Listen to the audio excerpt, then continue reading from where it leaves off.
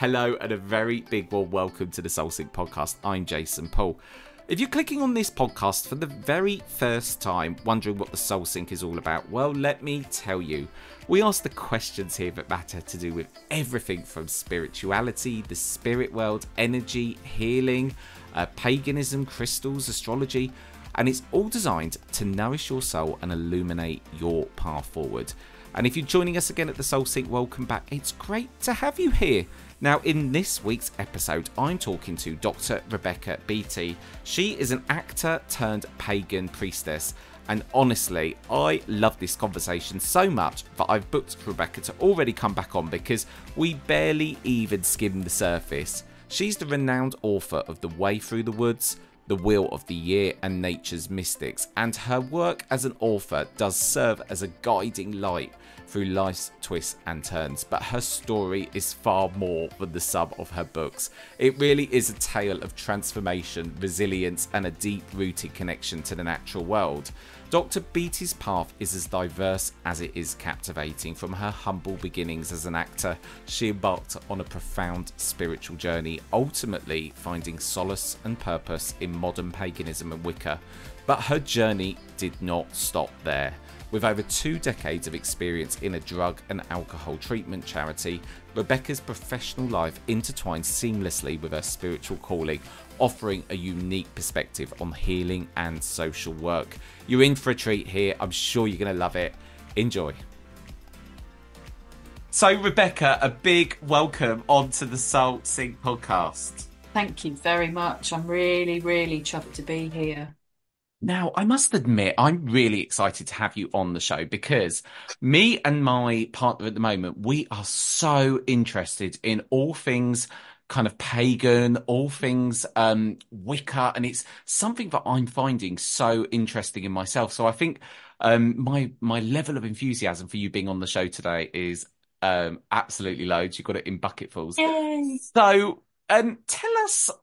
Obviously, we've introduced you just now. Tell us about you and give us kind of a flavour of your story and how you've got to be where you are.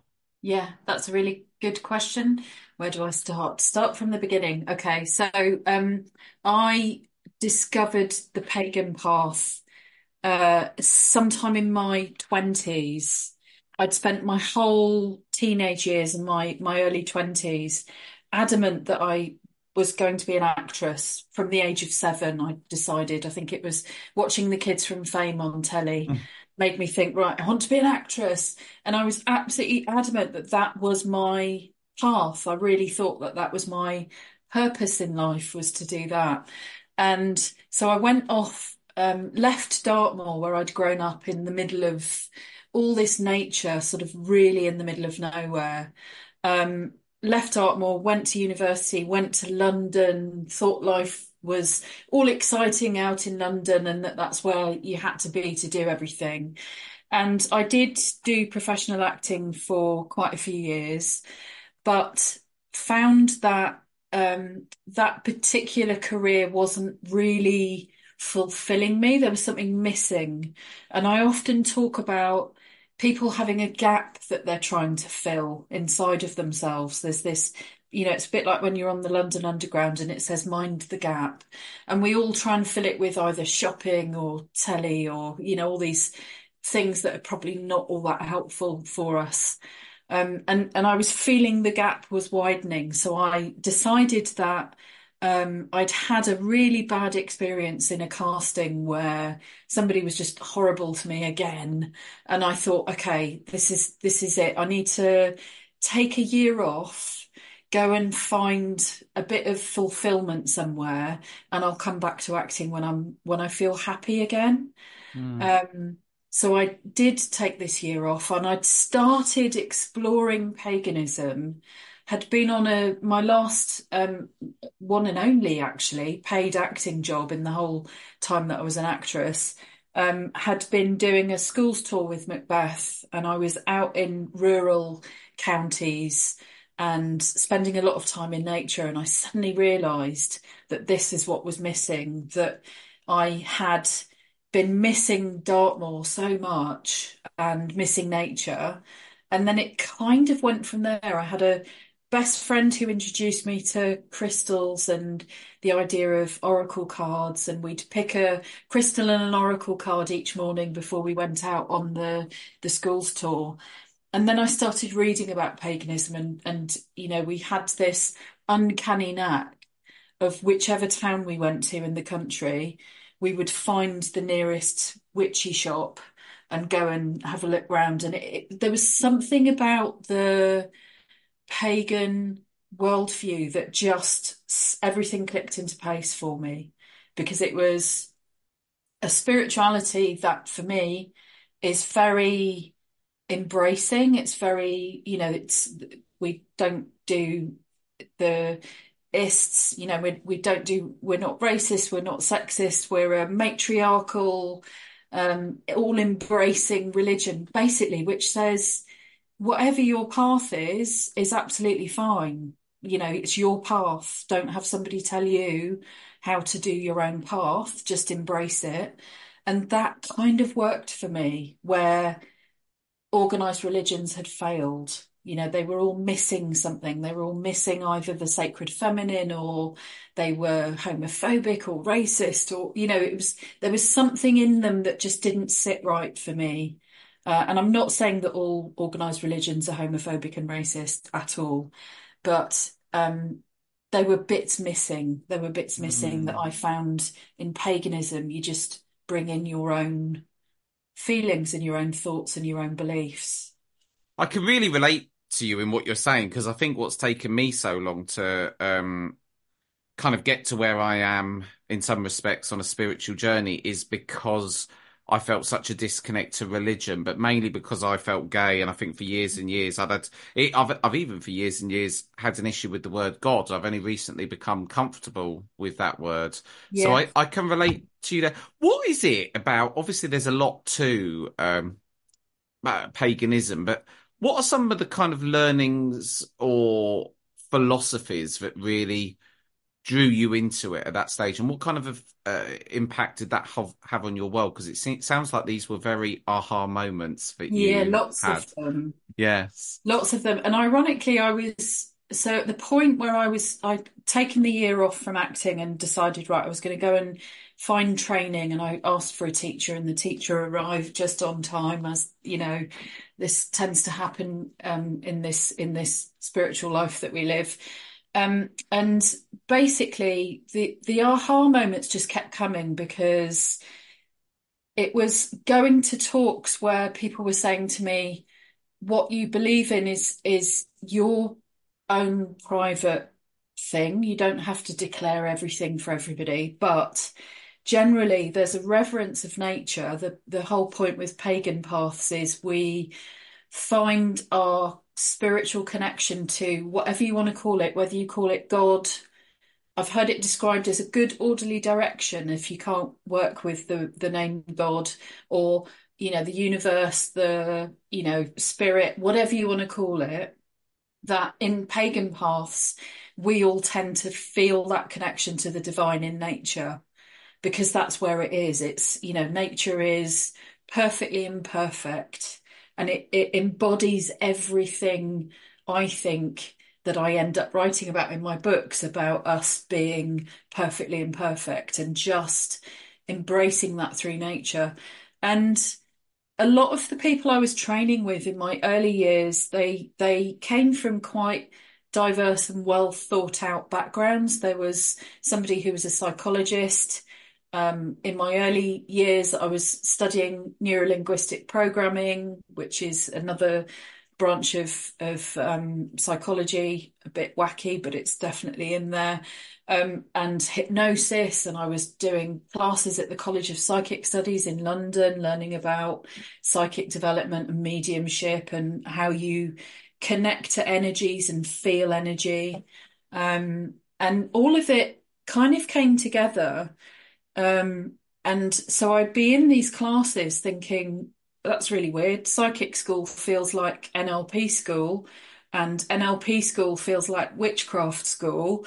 And it was all kind of starting to feel like it was the same coin, but just looking at it from different sides.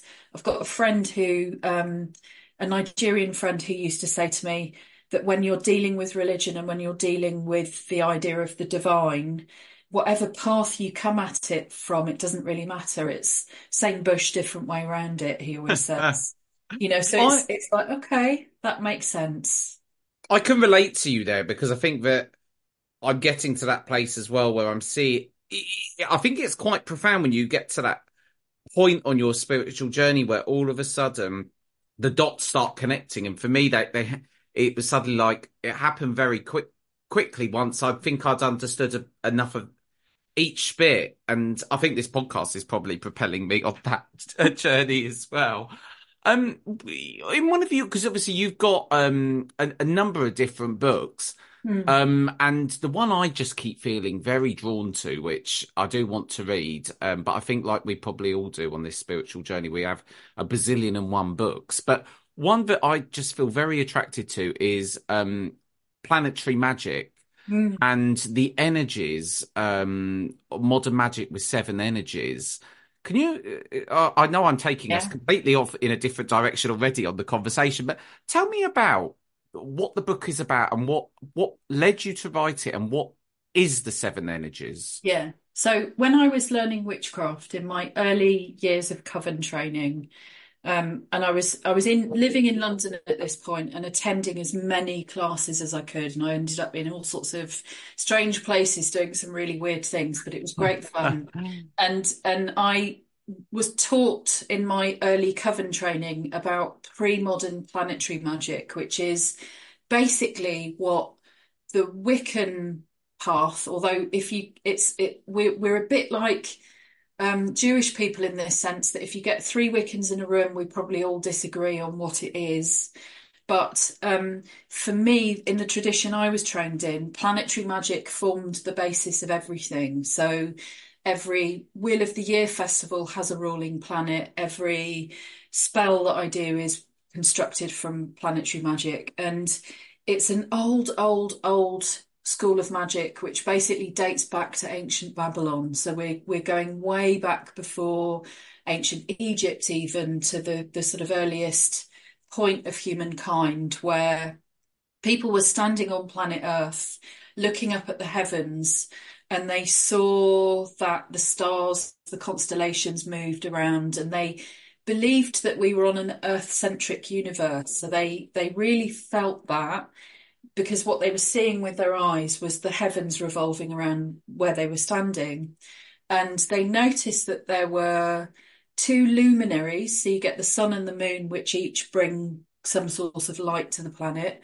And then there were these five, what they called wandering stars, which didn't stay in the same place in the heavens like the constellations did. So they knew that they were different and they started to study them. And then over the centuries, this branch of magic goes through from ancient Mesopotamia to ancient Egypt to Greece to Rome, right the way through to modern witchcraft history. So it's gone all the way through to the modern era. Obviously, it's using a scientific worldview that doesn't really stand up anymore because we know we're not on an Earth-centric universe. We know that we're revolving around the sun, not the other way around. But it's still this form of magic works because this is what all the books of magic were written in. All the grimoires were written from the perspective of planetary magic. So we've got these five, the two luminaries plus the five bodies. So you have, and if you're a modern astrologist, this won't make any sense because we don't have any reference to Uranus, Pluto, or the other one that I always forget because it's the seven that could be seen with the naked eye before, Mm. before anyone had telescopes or any of the whizzy equipment to see what was going on. So we have, Moon, Mercury, Venus, Mars, Sun, Jupiter, Saturn, and I've probably forgotten one. But those are the main planets that we work with, and each one of those planets rules certain plants on planet Earth and crystals, herbs, animals, parts of the body, all sorts of things. So basically it's through a system of sympathetic magic. So you have if you're wanting to craft a spell, say for love, what you would do is work with the planet Venus because she rules love. She rules all things love, romance, friendship, all the rest of it. So you would pick crystals and herbs and essential oils that are all ruled by planet Venus to help you in that spell working. And this is a system of magic that I was taught, like I said, from my earliest days in pagan circles. The bit where I've kind of differed from a lot of authors is that in my worldview, it's a slightly different kettle of fish because traditionally all of the planets are assigned a gender. So you would have Venus as a she, the moon is a she, Mercury is non-binary. It can be a he or a she. And I'm kind of saying, yes, that's fab, but you don't have to work with genders in the way that they have always been seen traditionally. So if you're not, if you're non-binary and you want to work with, say you identify as female and you want to work with one of the male energies, there's no reason why you can't work with that in a female kind of sphere, as it were, rather than the traditional Roman god, say Mars. There are plenty of feminine goddesses that are very like Mars that you can work with instead if you don't like the kind of traditional Roman. So I guess that's where I start diverging and getting a little bit non-traditional with it. Obviously, this dates back a very long time, and do you know what? I'm finding that even myself, I'm getting very much drawn to the era of before religion, and I think that this part in our world history is very important. How does kind of the pagan way of life influence the way you live your life now in the modern world? What practices do you uh, kind of use regularly or not regularly? How do you apply this to your life? Interestingly, I don't see spiritual life and I don't know what you describe non-spiritual life, but I don't see them as different. So Okay. whether you call it, some people call it mundane, but I think that sounds really dull. But I see this. So my path is I'm a Wiccan priestess, a high priestess. I run I've got a coven, um, and I don't see my spiritual life as separate from my working life, say. So for me, everything is an expression of that life I've sworn an oath to my deities in service to them. So it's a bit like I've said, okay, I've chosen the life of a priestess. That means I surrender certain things to the divine. And I find things work better when I do that because when I try and control things, it all gets a bit haywire and doesn't quite work properly. Whereas if I say, so for example, if I decide, right, this is my career path and this is what I want to do, doesn't quite work in the way that I imagine it should, and I get really het up. So there's an element of surrender it to the divine and say, okay, show me what it is you want me to do this week. What is the work that you want me to do? And I'll go and do it. So, and this is how I kind of fell into to writing, was that I thought I'd be writing fiction. When I finished my PhD, I was a novelist. That's what I thought I was going to do. And then I was finding that I was getting blocked. I've got a PhD novel I was trying to sell to agents and it just wasn't happening and it wasn't happening. And I thought, oh, you know what? I'll go and write a bit of non-fiction to keep myself busy. And then that's what took off. Hmm. So, I was thinking, okay, go and write about planetary magic because I've been teaching that for 15 years. Write a book about planetary magic. And that's what I did while I was waiting for, the rejections from the agents to come in. And then The Wheel of the Year, which was the first book I wrote for a mainstream publisher, kind of landed in my lap because I was doing this thing of just show me what it is you want me to do. Tell me what it is you want me to do and I'll do it. and had literally thought, okay, well, I'd love to write a book on Wheel of the Year, but the publisher I usually work with had already commissioned one. So I sort of thought, okay, I'll just get on with teaching my Wheel of the Year classes. And then it was in one of those classes that one of my students said, "Oh, I've got a friend who's a commissioning editor who's looking for a book on Wheel of the Year." And she was thinking about all these different male writers. And I was thinking, oh, no, no, no, this needs to be Rebecca that writes this. Are you interested? So it was like, okay, yes, whose arm do I have to chew off to get to write this book? So sometimes when you try and control things, it doesn't go the way you want to, and that's not what the world needs. It needs something slightly different. So there's this part of the life on the pagan path where I'm really mindful that there's an element of service to the community, service to the world, world, if you want to call it that. I tend to try and pull things back so it's a nice small kind of worldview. So my day job, working in the drug and alcohol charity, for me, wasn't the life I planned. I started working there 25 years ago, had said to them, I'm only staying a month, don't get used to me. I was a temp, and here we are 25 years later, I'm still doing it. And for me, that's another expression of the life of service, because it's okay, you think you want to do this. Oh no, we've got other ideas for you. You know, go and do this instead and make something of it. I love the way you lead your life. I think that's I do, because I think that what you say about um there not being a work life and a life is life, Yeah. and I've stopped making that I've stopped looking at my life as work life and personal life and whatever. I don't think that's a healthy way to live, because it's almost like you're dissecting your life. And I think so many people use this all the time, say, "Oh, well, in my personal life I do this, and in my work life I do that." And I think life is life. So I do agree with you there.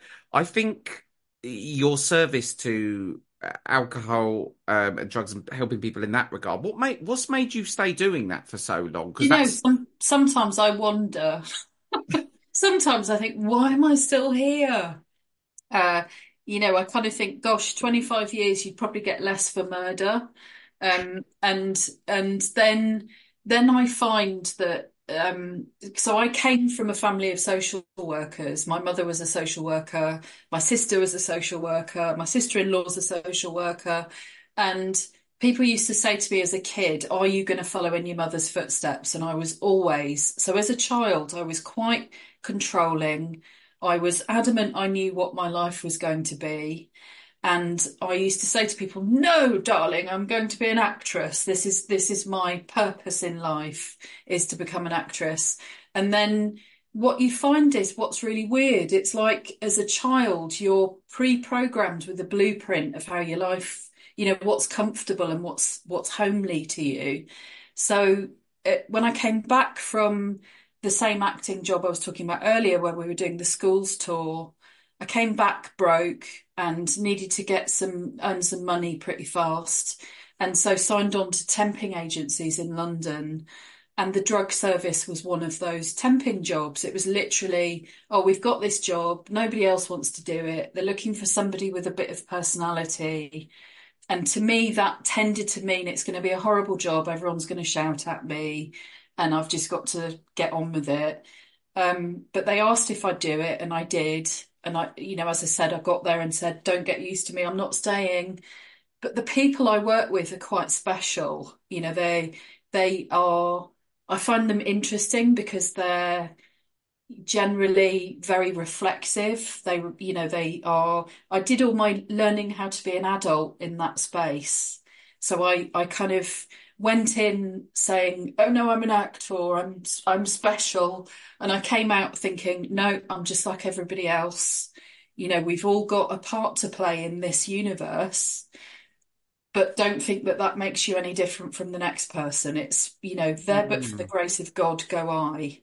So you'd be seeing people that are, have had really traumatic lives who've had bad experiences and have made bad decisions for themselves. And I kind of think sometimes that could be any of us, really. It could be any of us in that position. Mm, And if I don't work frontline, so I don't work face to face with the service users because I know I'm too much of a sponge to sort of, I'd end up taking up all the emotional feelings of it and taking it home with me. And actually, it was psychic development training that helped me learn to differentiate between mm, my stuff and somebody else's stuff. And so it's kind of like all of these different things interweave through my 20s and 30s. And I ended up just staying there because probably because of the people. And you mm, can kind of make a difference even though you're not frontline. I can make a difference to the working lives of the people that are doing the frontline work. So I'm one step removed, but I'm still there. Um, and it does feel like it's all part of the same. I learned so much from them. I learned so much in that mm. space that then, the last two books, so Wheel of the Year and The Way Through the Woods, as much informed by my work in that world as they are by my pagan view. It's all been kind of squished together and it's as I've got older, it's starting to make more sense because it all kind of interweaves and it's all part of the same thing. I must say, being an outsider looking at your life with obviously a totally different perspective, as we all do when we're living our lives, I can see from standing back how it all kind of interweaves. The work that you're doing in terms of drug and alcohol addiction and how that feeds into trauma and people living their life, and there's a lot of connections to it. I must say, I love the cover of The Way Through the Woods. What a beautiful Haven't they done a good job? they have done a wonderful job. Do you know what? There's so much I want to cram into this Mm, conversation. Um, The Way Through the Woods, The Green Witch's Guide to Navigating Life's Ups and Downs. mm, Obviously, we're never going to unpack this whole book even in an hour, no, but tell us no. about some of the learnings and things that people can perhaps give food for thought for with this particular book, because we're obviously in a age now where I think so many of us are becoming more and more disconnected from nature than ever before, Mm. and that is scary. That's scary about the direction that we seem to be going in, but.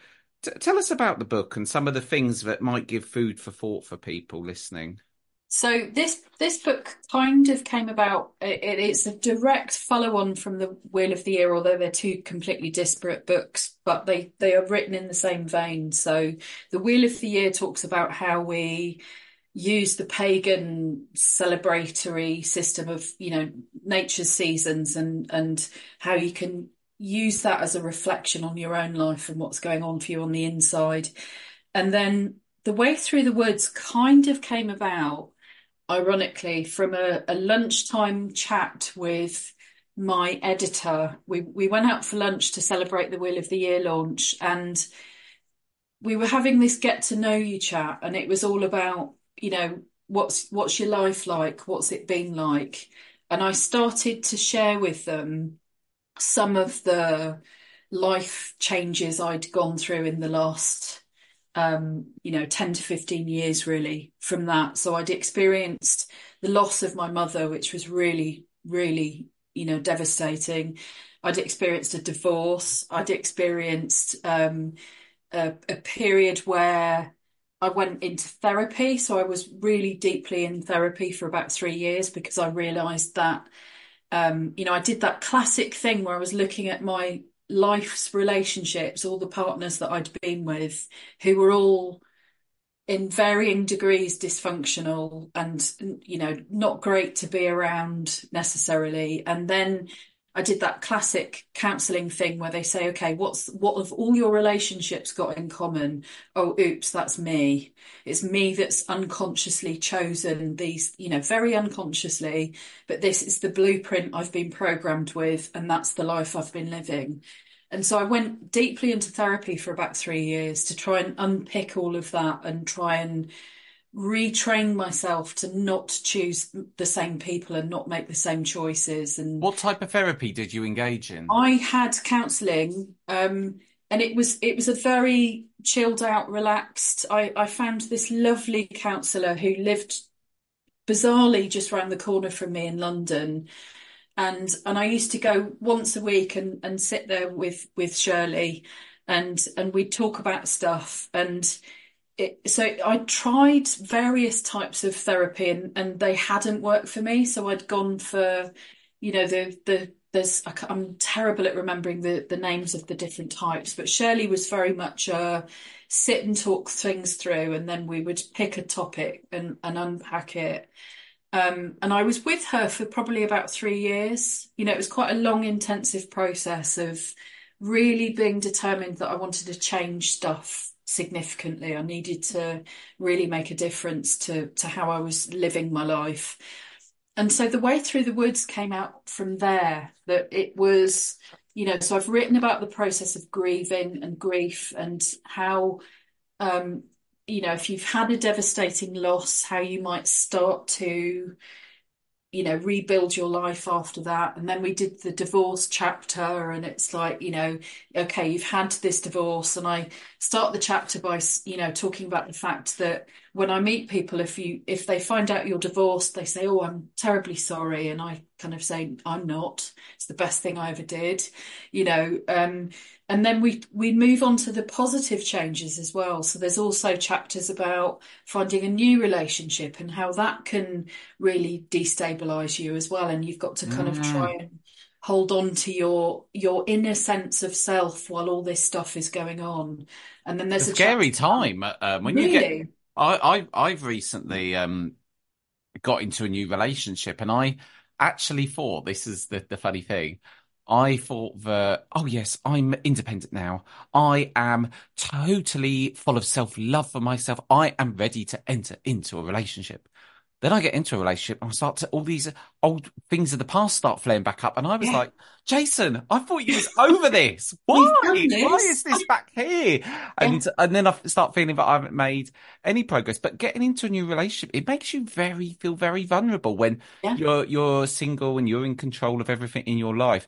And it sort of destabilized me a lot when I got into a relationship, and it made me feel bloody vulnerable. And I'm guessing when you're talking about loss, this isn't just someone passing away. This is any type of loss, whether any it's a loss. relationship, a Yeah, friend, a crutch, and I yeah, think so, all of us can have some. um I think we've all been in bad relationships, and I think it's sometimes you even find yourself keep going back to those old yeah, patterns of yeah. behavior. So I thought, you see, when I was a serial monogamist all my life from 16 to 40, I must have been about 45-ish when I got divorced, or maybe a bit, yeah, maybe 46. And I had thought, looking at my pattern of relationships, I'd gone from one relationship to another with very little gap in between. And I realised that I was a serial fantasist, because the people that I thought I was with weren't the people that I was actually with. So I'd build up this image of what they were in my head, which didn't meet the physical reality in front of me. And then what I was it would you were do, making them better, or you were yeah, making them yeah. worse? No, I was Okay. making them better. So I was, building this picture in my head. Oh, yes, they're lovely. They're really nice to me. While actually, in real life, they weren't nice to me at all. And, they were treating me quite badly. Why And were you doing that? Was it the wanting it to be right? yeah, and I think dodgy blueprint. If you Mm. start your life with, you know, uh, you can start your life with a certain way that you're pre-programmed through your background and through your, experiences as a small child and all of that kind of thing. And and I just got kind of caught in this cycle of always doing the same. So although the people looked like they were different, on the inside they were very, very similar. So I'd had one partner that looked very different to all the others. So when people used to say to me, who's your type then? What's your type? I would say, oh, I don't have one. But actually I did. It was a psychological type, not a physical one. And then I had realized this pattern was that people have likened falling in love to being on a crack high. It's a bit like a cocaine high that you lose your sense of self because you're whooshing along on these Mm. really ecstatic feelings and I guess in my head I probably prolonged that by building this picture of the person I was with that wasn't true, it wasn't accurate. And then probably the relationships came to an end when I realized, okay, the person in front of me isn't the person that's in my head. And then I'd break up and I'd be off to the next one. How do you approach relationships now, being in the place that you are? Really interestingly, so when I went into therapy, I made a decision that I was going to be single for the first time in my life. I was going to stay single until I'd worked out how to do things nicely for myself. And I can remember having a discussion with a friend who I went out for a walk in the woods with somebody that was a friend of mine, and I think he was hoping it would blossom into something else. And I was like, no, I'm not going to be in a relationship with anyone until I can learn to be nice to myself in the process and I can make different choices about who I'm with. And the thing about my life as a pagan priestess, the bit I was saying earlier about surrendering, I realized that, okay, every partner that I'd been with in my life, I'd chosen, and I'd done a terrible job of choosing these people. So I took the decision I was going to spend, 3 or 4, well, whatever, however long single. And I would then, when I was really ready to go and meet somebody, um, I wasn't going to choose who it was. I wasn't going to make the first move. So I basically surrendered it to the divine at that point and said, okay, I'm actually quite happy. I'd relocated to Devon. I'd come back home to Devon. I'd always said in my marriage, if I get divorced, I'll just get a dog. I won't have another partner. I'll just have a dog and go walking. So I'd got the dog. I'd relocated. I wasn't interested in meeting anybody and had actually done a spell I did a love spell where I had chosen the qualities of the best qualities I could imagine of somebody, thinking that I would never meet somebody that had all these qualities, so I'd be safe. It's like, okay, design all these brilliant things about somebody, so and then you'll never meet anybody that's that nice, so it's fine. You can stay single, go walking on the moors with your dog, and everything will be fine. I And love then the way that you've approached that. You've done. Do you know what that makes me? anti-love spell. Do you know why that makes me laugh? Because I could actually see myself doing that. I'm going to make a spell that's so far-fetched, but this person's never going to Yeah, materialize. yeah, And what a kind of funny dynamic that you're doing it, but you're doing it because you want to manifest it, but you don't believe that's yeah. true. So Exactly. it's a So it's fun. a bit of kind of psyching yourself out, isn't it? It's a bit of Yeah. reverse psychology, but the main quality was that I wasn't going to go and find somebody. I wasn't going to look for somebody. I was adamant I wasn't going to do any dating apps or any of that stuff because it's just not for me. So it was, I'd set up this thing. It was pretty tough that if I was going to meet somebody, it had to be in the real world.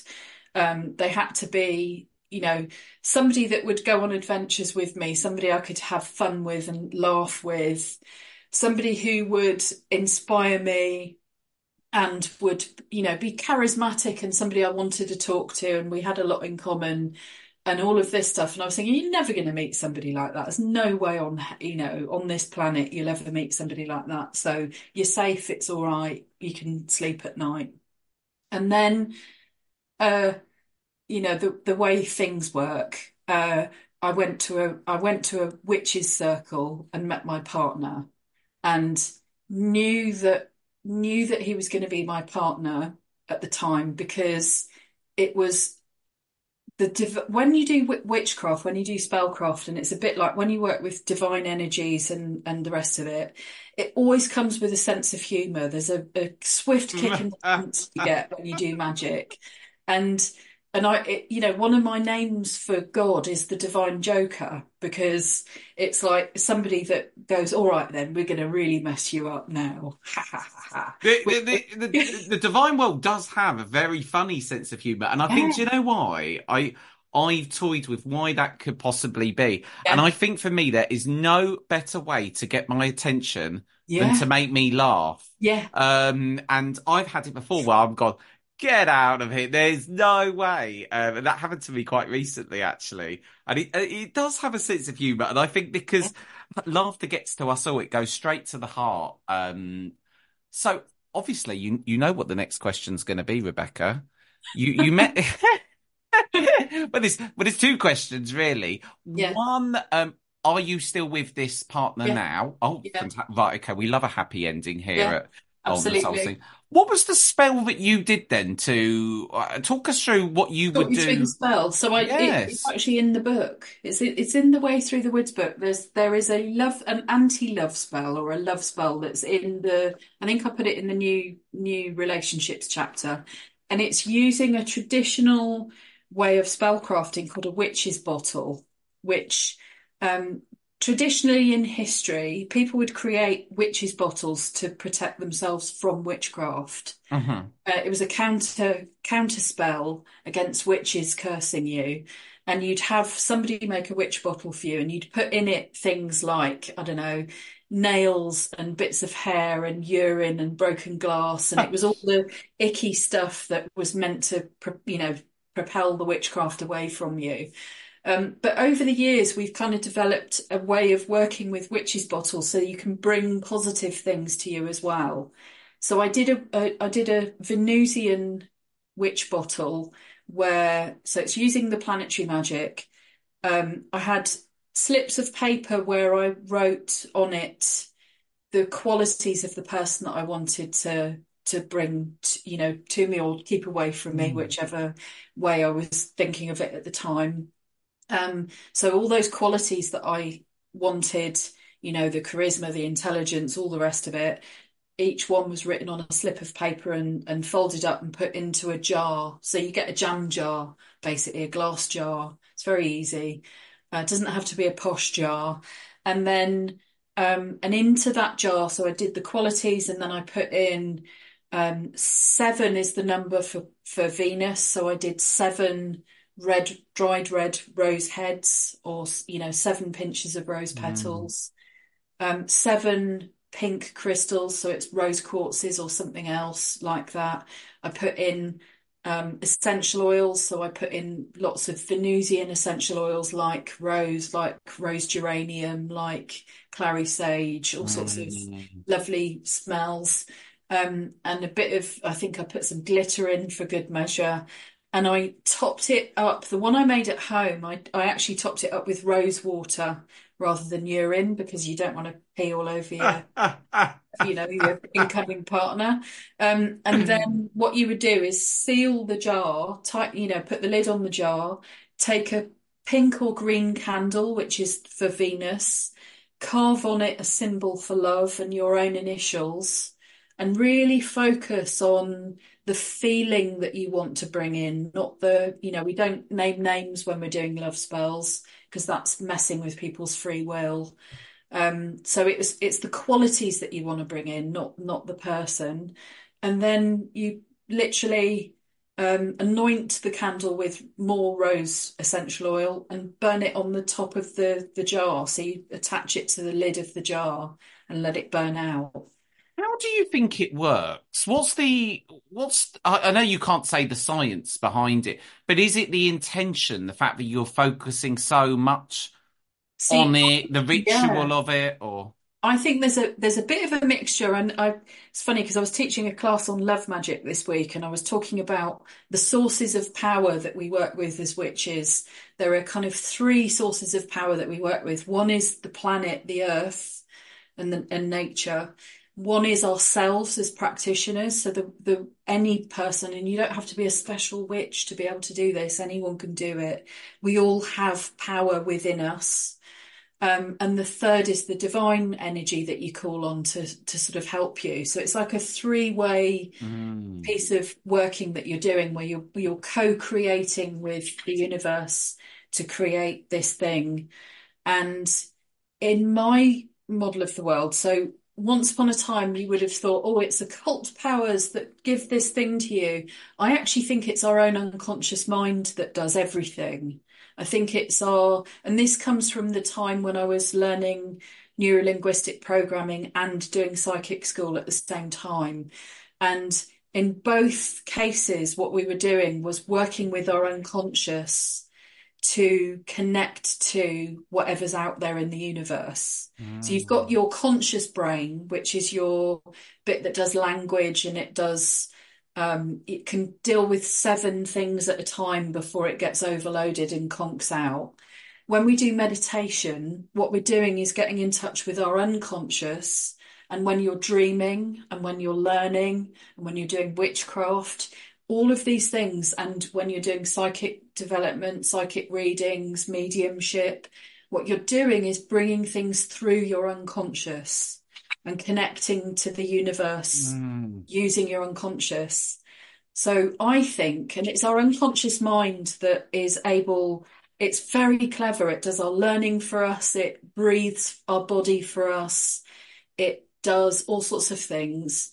But you have to learn how to communicate with your unconscious. Mm. And your unconscious mind has the mentality of a 7-year-old child. So it can't understand negative instructions. So if you say to, if you said to a child, don't drop that glass of milk, whatever you do, what's the first thing they do is drop the glass of milk. And then it's that unconscious though. So we have to learn ways to communicate with it. We have to learn ways of getting in rapport with it. And all of those symbols, those bits of planetary magic, the rose quartz crystals and the rose oil and all of those things are a way of communicating with your unconscious. This is what I want us to do. This is what I want us to bring in. And then your unconscious, because it's really clever, has this ability to filter out what it doesn't need and what it does need and takes you in the direction of where Mm. you need to go. So part of the surrender, although I talk about surrendering to the divine, I'm also surrendering to the divine in me. I'm surrendering, allowing my unconscious to take me where it needs me to go. And the pagan path, what's different about paganism over most religions is that in Wicca, what we say is that the race of gods and men are the same thing. We're all created from the same, obviously, I mean, men, women, the rest of it. But humans and gods are made of the same materials. Mm. And we don't we see ourselves working in cooperation with the divine. So we don't see the gods as being these far off, perfect beings. We see them as being, we're all made of the same stuff, which is why we're not perfect and they're not perfect. Mm. This is so fascinating. I literally, Rebecca, I could talk to you for hours and hours and hours and hours. There's honestly, I find that paganism and all of that so fascinating. Um, just to ask then, so we're coming to that time of the year now where February, spring is almost upon us. In Yeah. your teachings and worldly wisdom, on a parting thought, on a closing thought, what should people be doing at this time of the year to get themselves ready to have a great 2024 of abundance? Yeah. I would say a few things. One is go with the old ways because this is where the wisdom comes from, is from the way that we've worked with nature for generations. The first thing I'd say is get out in nature as much as possible. So there's amazing things happening at the moment out there. So we're starting to see, the first signs of spring coming. We've just had Imbolc, which is the pagan festival or Celtic festival that celebrates the promise of spring coming. So we're not quite in spring yet, but we've got snowdrops, we've got, catkins are out and the birds are going bonkers in the mornings. And, there's this abundance of nature starting to pick up pace. So get out in nature as much as possible and just walk, if it's a park, if it's a garden, wherever it is, you don't have to live in a rural setting. You can do it in the city just as well. I used to go and walk in the city parks when I lived in London and go and watch the birds and see what they're up to.